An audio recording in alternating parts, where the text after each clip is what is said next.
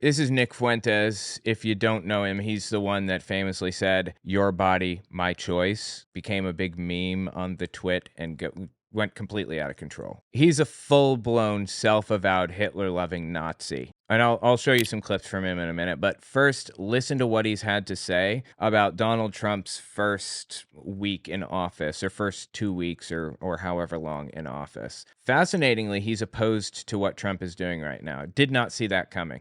I do want to express some concerns here. Seeing Trump move in such an aggressive way, it is a little bit frightening. Yeah, tell me about it. Because it is destabilizing. And when you see the might of American empire directed like this, you realize that this has a lot of gravity to it. There is a weight to it.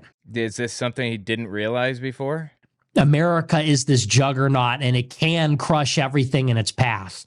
You know why he didn't realize this before, apparently? Because it's never been used against him, intentionally or otherwise. You know, there is a system in place in the United States that has existed, just our way of doing things has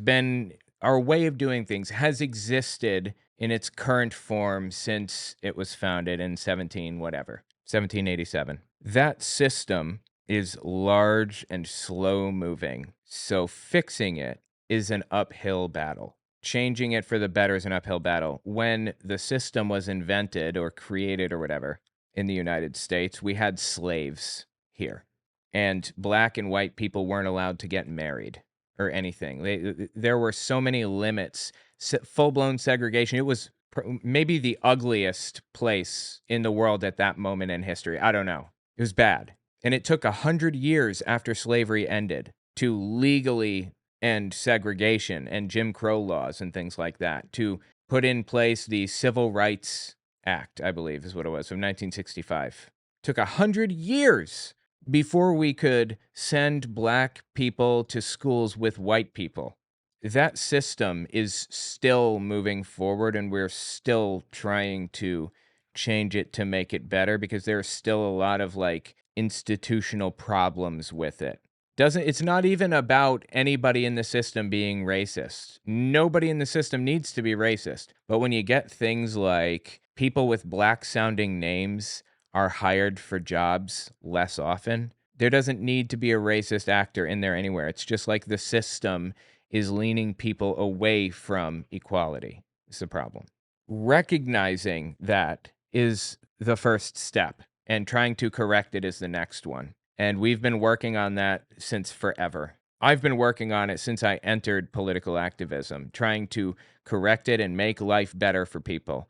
Nick Fuentes doesn't realize that, because he's never been the victim of the systemic problems that exist in the United States.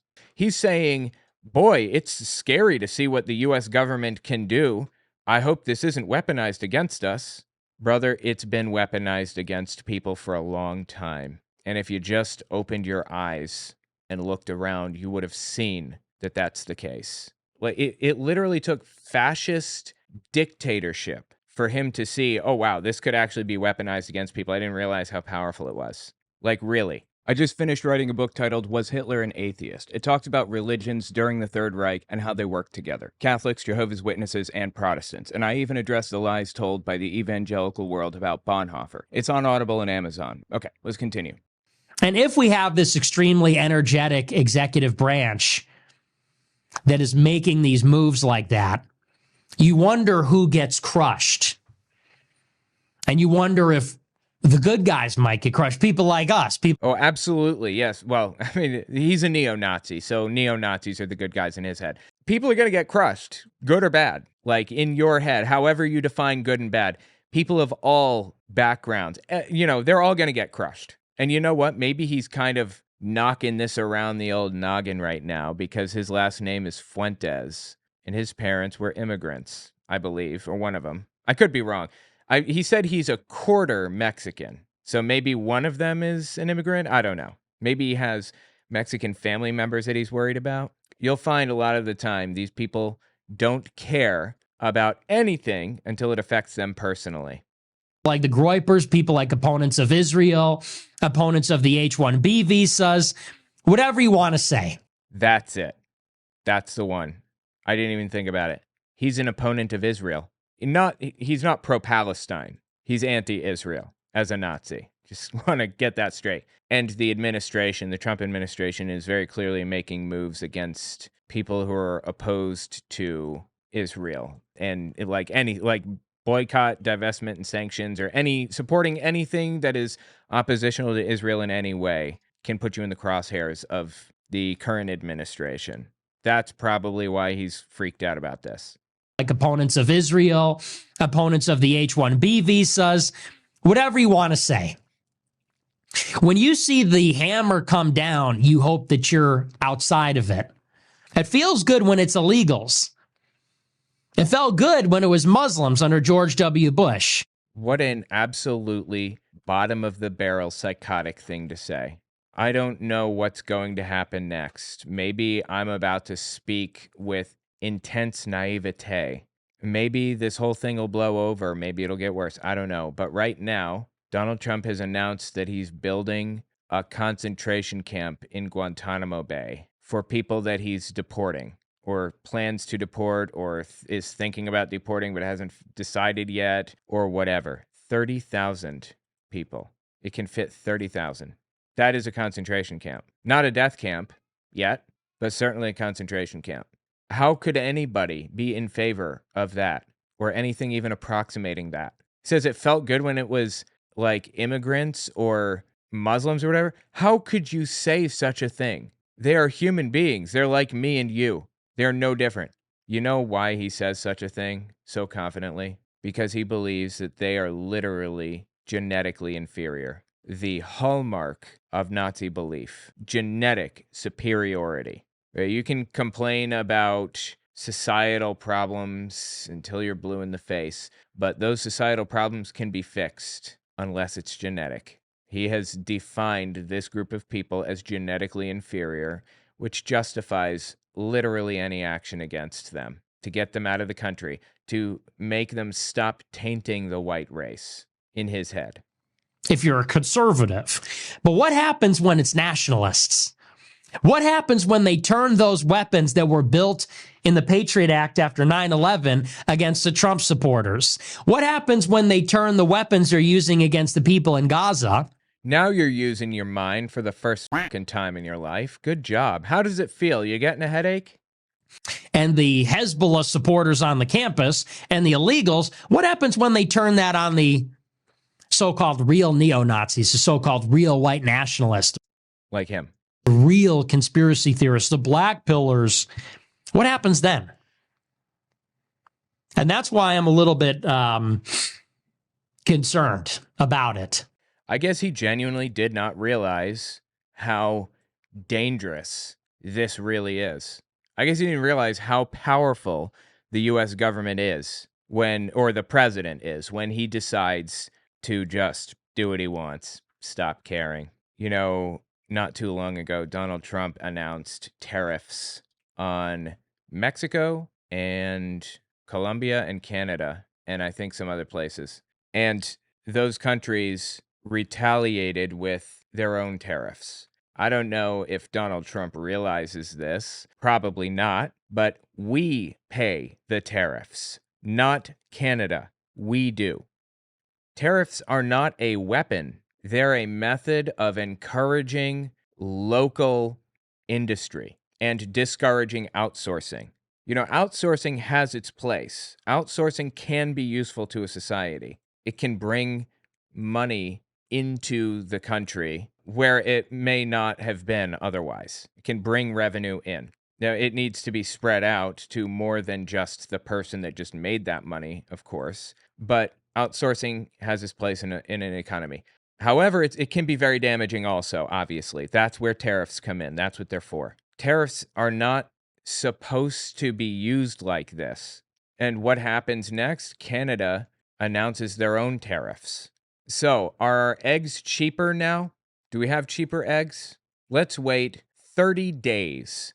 And you tell me, Nick Fuentes, if our eggs are cheaper. Are we in a better position? He voted for Donald Trump. Is our fuel cheaper? Are homes cheaper because they're built with lumber, and we get a lot of that from Canada. This is a really bad situation for the United States. We live in a world that is very interconnected. And Donald Trump has just decided to kind of pull the plug and destroy everything, thinking that he's way more powerful than he is. Or let me rephrase, thinking that the United States is more powerful than it is.